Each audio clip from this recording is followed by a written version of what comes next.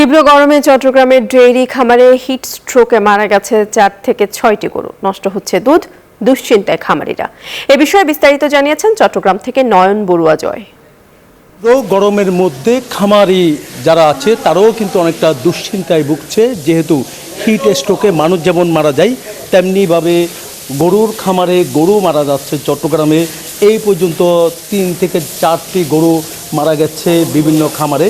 বারবার গোসল করিয়ে কিন্তু এই গরুকে ঠান্ডা করার জন্য তারা চেষ্টা চালিয়ে যাচ্ছেন। আমি একটু কথা বলতে চাচ্ছি, আমার পাশে আছেন খামারি ব্যবসায়ী আছেন। ইতিমধ্যে আমার কর্ণফুলী উপজেলার 5-6টি গাভী হিট স্ট্রোকে মারা গেছে এভাবে।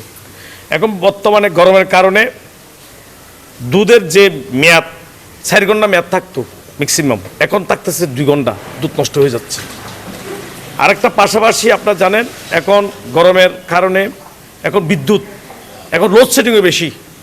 এখন আমরা গরুকে পর্যাপ্ত পরিমাণ আমরা কি গোসল দিতে পারতেছি না।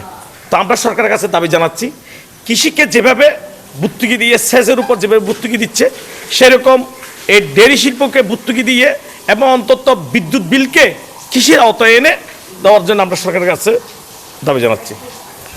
বুঝতে পেরেছেন, এখানে যারা খামার আছে চট্টগ্রামের বিভিন্ন জায়গায় অসংখ্য খামার আছে, 4000-এর অধিক খামার রয়েছে। সেই খামার ব্যবসায়ীরা এখন দুশ্চিন্তায় যেমনটা ভুগছে তেমনিভাবে সরকারি সহযোগিতাও তারা চাচ্ছেন। নয়ন বড়ুয়া জয়, নিউজ 24, চট্টগ্রাম।